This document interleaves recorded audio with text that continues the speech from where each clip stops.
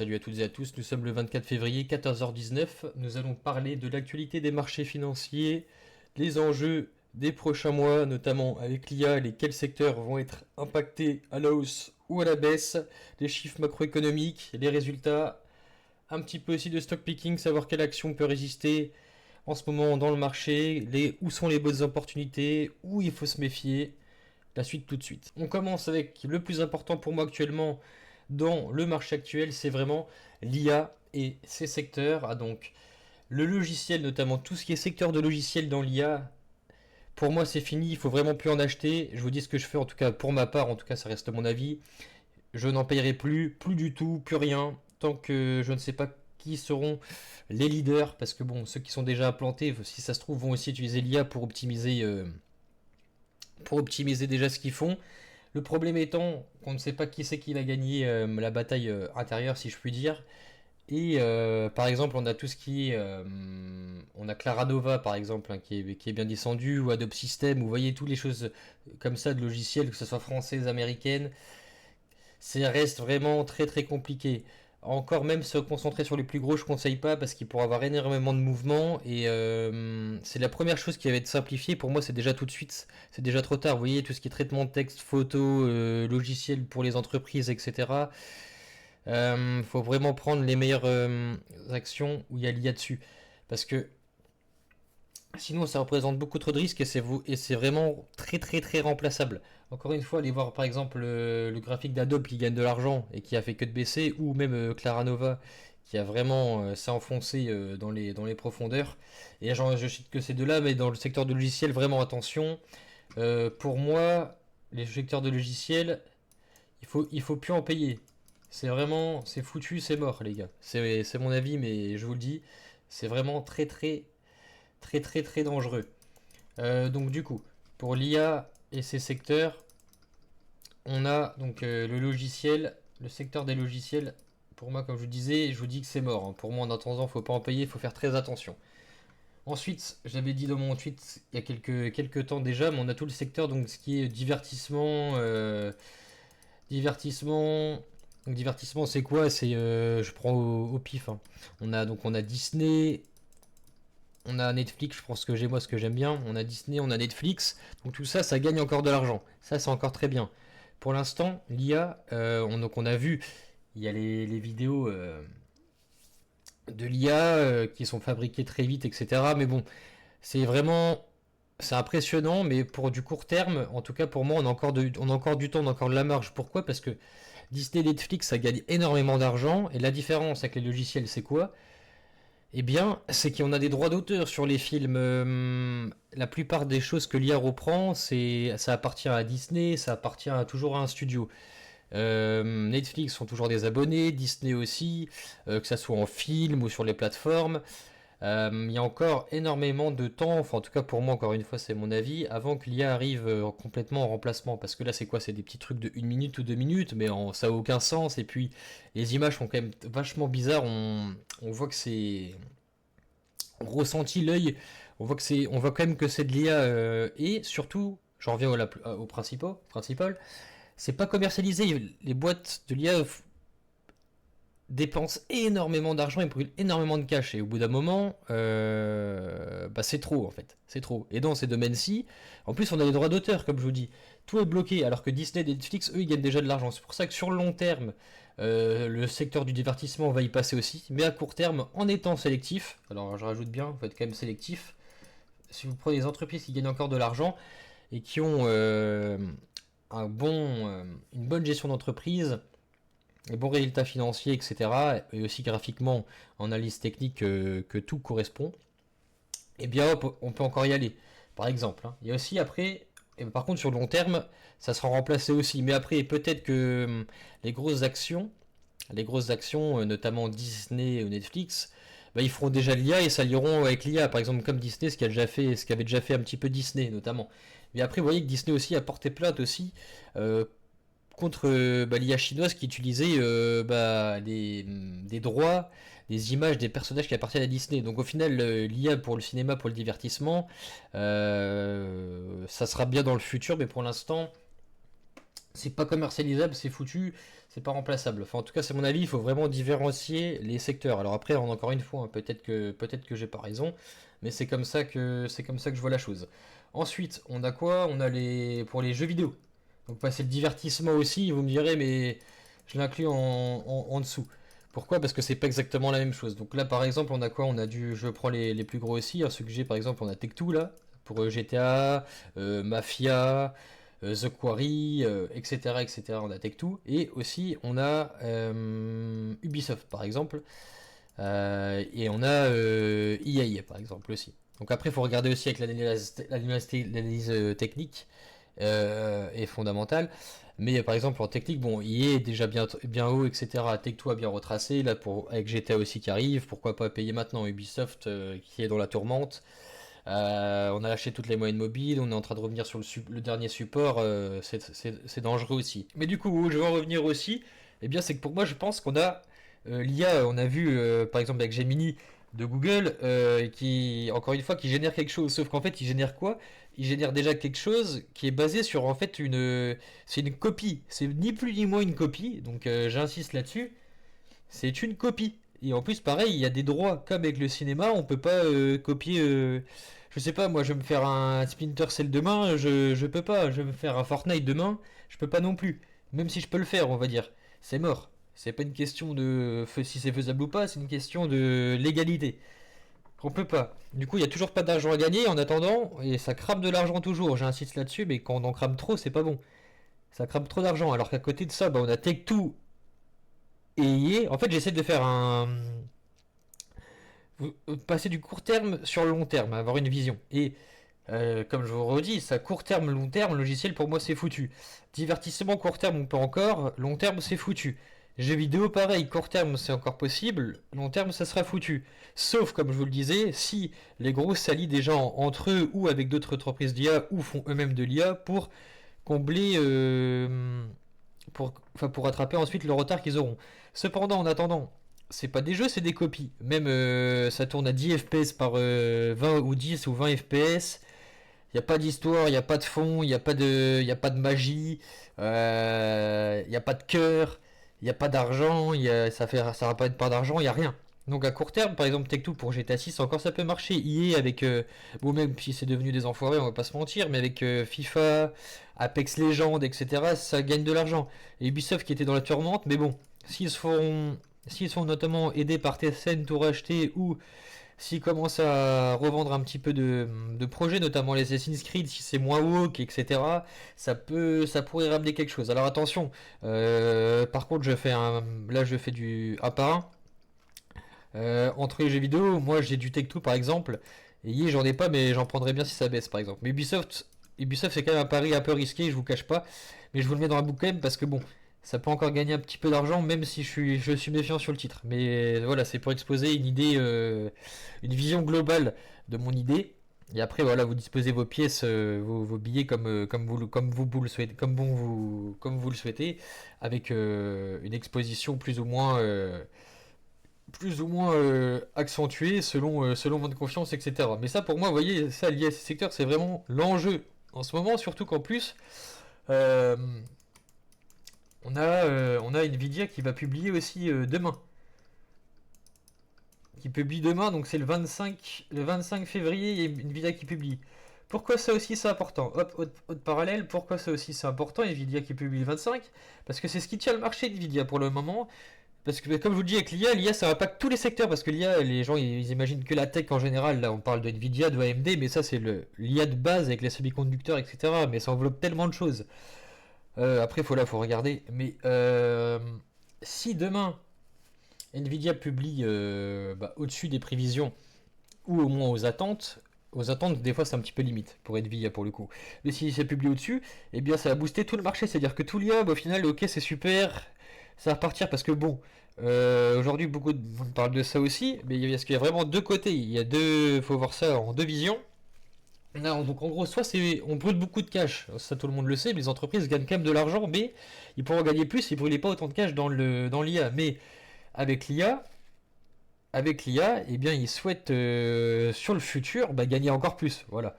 Donc en gros, c'est est-ce que ça va marcher ou est-ce que ça va pas marcher? Parce que si on brûle du cash pour rien du tout, ça va pas le faire. Par contre, si on brûle du cash à court terme pour rien, mais qu'à long terme on en gagnera plus, et ben c'est ce qu'on appelle au final un investissement ni plus ni moins. Cependant, comme je vous dis au final, en ce moment ça gagne pas d'argent en général pour plein de choses. Sauf ouais, pour les puces, les semi-conducteurs, ça c'est ce qui fonctionne. On a Nvidia, AMD, voilà, notamment. Par contre, du coup, pourquoi c'est important? Parce que tout l'argent du secteur boursier, notamment sur le Nasdaq, etc., c'est l'IA qui tient tout.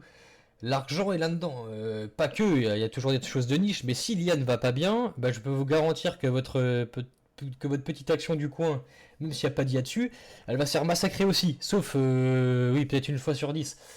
Mais en cas général, je veux dire, ça on l'a bien compris, quand le marché baisse en globalité, je parle, eh bien, il y a tout qui baisse. Surtout qu'en plus, là, si l'inflation remonte un tout petit peu, elle avait diminué, mais elle allait remonter de 0,1%. Donc on est à 2,9, il me semble, au lieu de 2,8. Donc ça veut dire quoi? Ça veut dire moins de baisse des taux ou plus tard.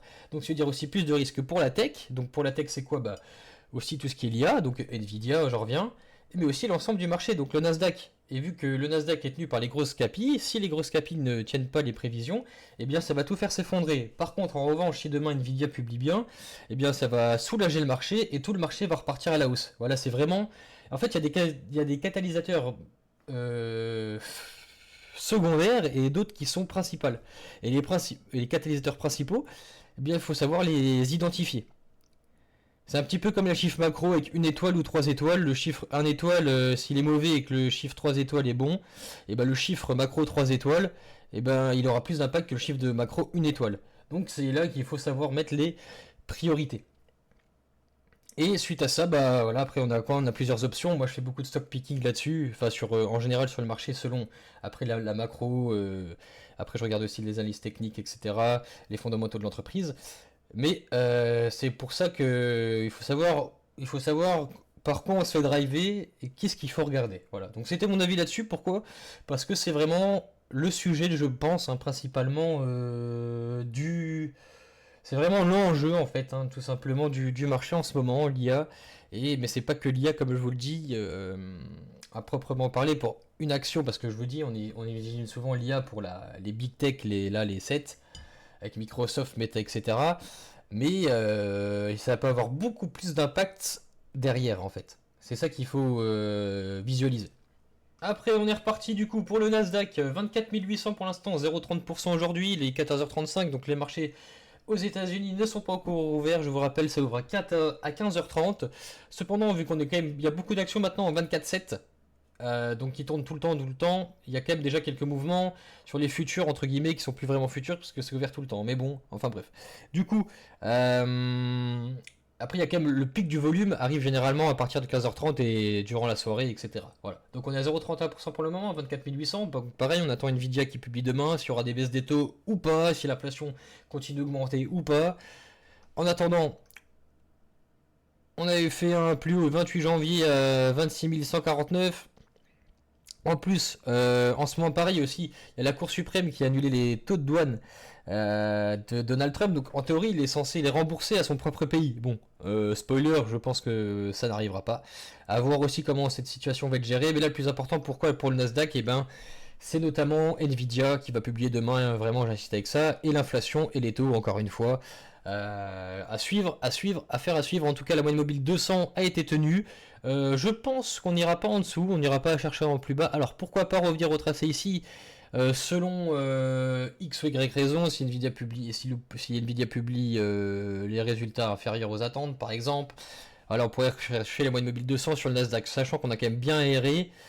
Voilà. Pareil, on parle pour le Russell 2000. Le Russell 2000, c'est toujours l'indice des small et mid cap aux États-Unis. Donc tout ce qui est bien volatile. On est sur Arch Aviation, sur Dreams, des choses comme ça. Pareil, hein, comme le Nasdaq, il a bien retracé. Pareil, ça c'est encore plus. C'est le petit frère du Nasdaq, entre guillemets. C'est pareil, c'est risk on, risk off, hein, en tant que risk off. Les marchés font le Russell 2000 et le Nasdaq baissent. Risk on, on peut prendre plus de risques. Donc tout ce qui est tech crypto, notamment aussi la crypto, parce qu'il n'y a pas que la tech. Mais du coup, ça fait monter le Russell pour la tech hein, notamment. Pour le Russell et le Nasdaq, ça fait monter. Donc si les taux descendent, si les taux sont descendus et que l'inflation continue à descendre ou à rester à un niveau stable en tout cas qui est souhaité par, par la Fed notamment, hein, qui estime une inflation, je crois que c'était aux alentours de 2,2%, que c'est bien. Et ben voilà, donc si on atteint l'objectif souhaité, on a plus de chances d'avoir beaucoup plus de baisse des taux et que du coup le marché repasse en risk on, donc qui rachète des choses plus risquées. Et en risk off, qu'est-ce qu'on achète de plus? On achète par exemple l'or, les secteurs de l'énergie, Total Energy, Edison International que j'avais proposé normalement aussi. Et en risk on, on achète tout ce qui est tech, crypto, voilà. Le CAC 40, lui, dans tout ça, qui passe à 8513, c'est un record historique. Nouveau ATH pour le CAC 40, mine de rien. On n'en a pas beaucoup parlé, donc il faut l'annoncer. Pareil, les moyennes mobiles sont orientées à la hausse, c'est superbe. Aidé aussi par le luxe, hein, qui est revenu depuis quelques jours, avec une belle montée notamment de Kering, Hermès, LVMH, Moncler, pardon. Pas Kering, Kering aussi, mais Moncler surtout.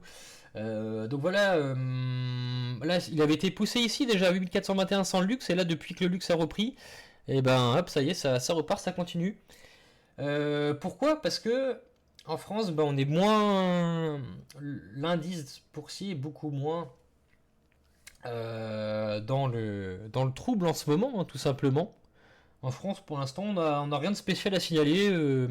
Ça tient sa route. Il y a beaucoup moins de tension, dirais-je, sur le CAC 40 que sur le Dow Jones en ce moment ou sur le Nasdaq. Voilà. Le China 50, donc la banque aujourd'hui de Chine a inchangé ses résultats, ses taux, pardon. Qu'est-ce que je raconte? Ses taux sont inchangés toujours. Donc ils sont tombés sur voilà, à 3,50. Ils sont toujours. Là, on est retombé sur la moyenne mobile 200.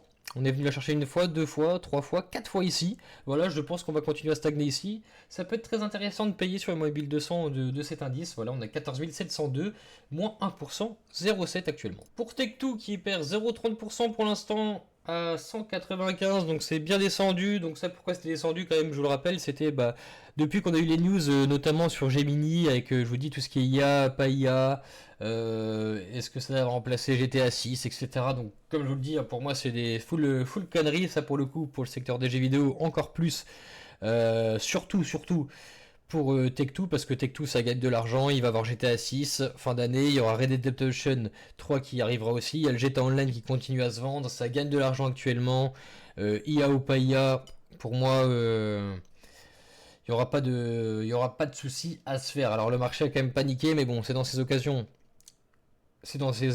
qu'on a des opportunités, et je pense toujours que c'est une très bonne action à aller chercher. J'en ai toujours, je suis toujours aussi dessus. Voilà, ça va être assez fou. On s'est fait un petit peu peur, on est bien descendu. Cependant, on est en train de défendre ce support-ci qui est aux alentours des 193,86. Ça maintient, donc ça c'est cool. Et on risque de repartir à la hausse, comme je vous le dis. Pourquoi? Parce qu'il y a des super résultats financiers, les fondamentaux de l'entreprise sont là, les news aussi, avec les PNJ de GTA qui vont être exceptionnellement... chaque PNJ va être différent, en tout cas dans une certaine ville. Les graphismes vont être fous, les missions vont être folles. Voilà. Ça va être assez incroyable. Netflix qui continue sa baisse pour l'instant, qui a plus 0,28% aujourd'hui, tout de même à 76,23. On a bien redescendu depuis le plus haut du 26 juin, 30 juin pardon 2025. On a perdu 43%, ce qui est assez énorme. Pour moi, je pense qu'on peut encore en repayer un. Je suis aussi sur le titre depuis ces niveaux-ci, depuis les 82. Donc pour l'instant, j'ai encore un petit peu tort. Cependant, je pense que c'est vraiment, comme je vous disais, une bonne opportunité quand même, parce que ça gagne encore de l'argent. Ça, l'IA pour les films et les séries, c'est pour ça que j'en parlais au début. Tout a un parallèle. Je pense que c'est pas encore fini.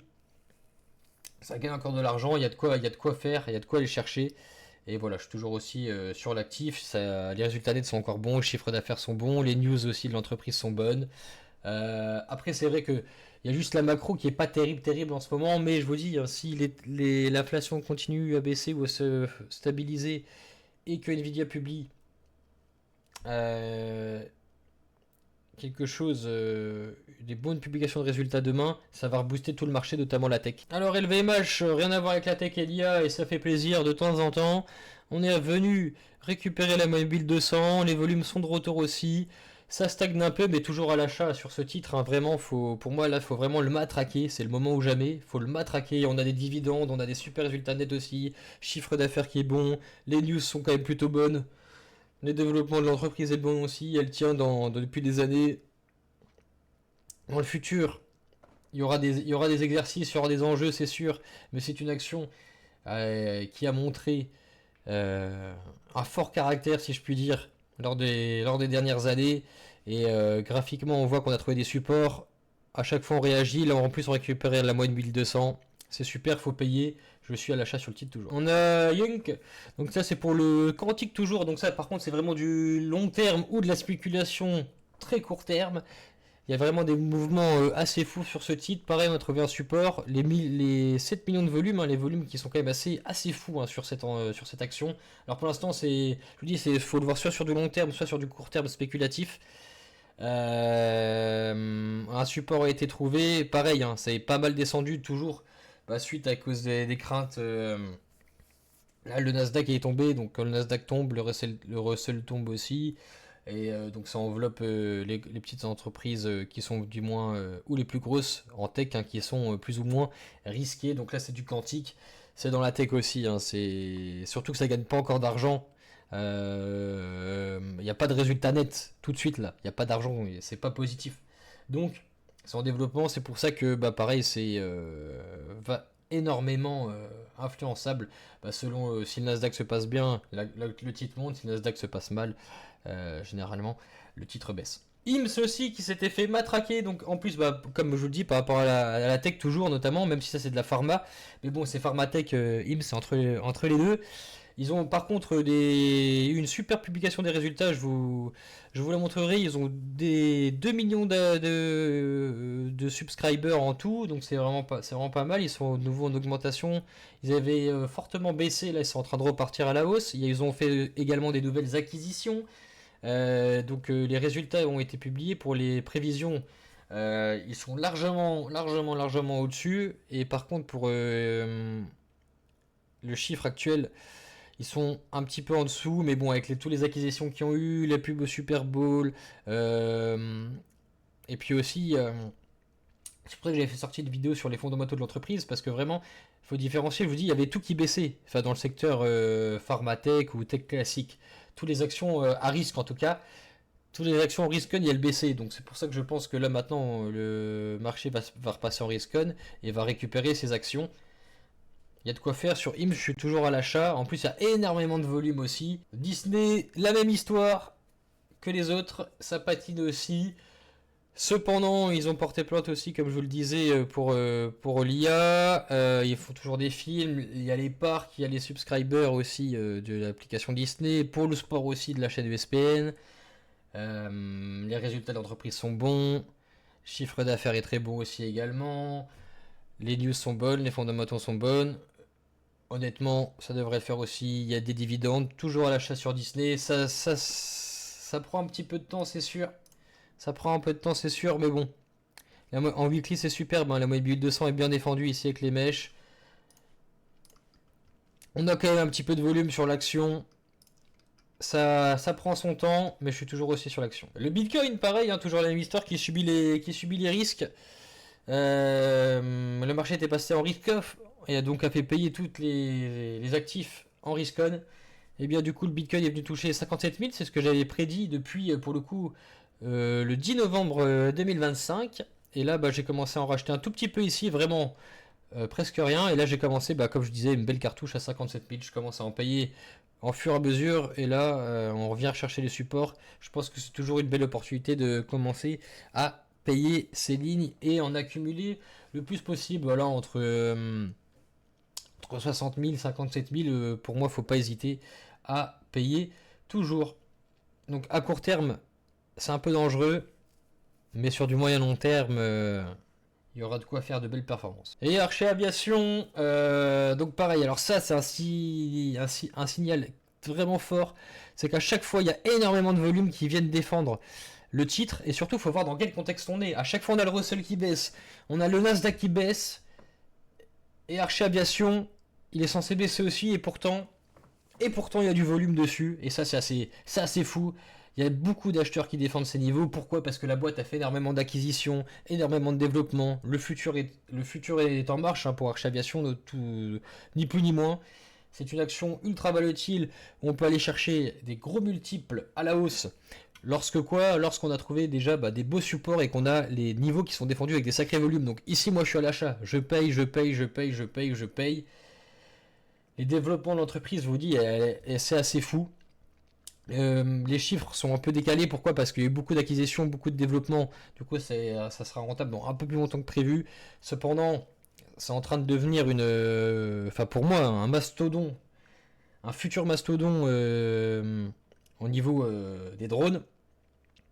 Les volumes sont vraiment là pour venir défendre les niveaux et surtout que j'insiste à chaque fois que c'est le Nasdaq tombe, le Russell tombe, Archer qui résiste quand même. Alors, il a pris une claque, mais il résiste au bout d'un moment, pendant que les autres continuent à prendre des claques. Et donc généralement la relance va être plus forte. Enfin, je suis toujours à l'achat dessus.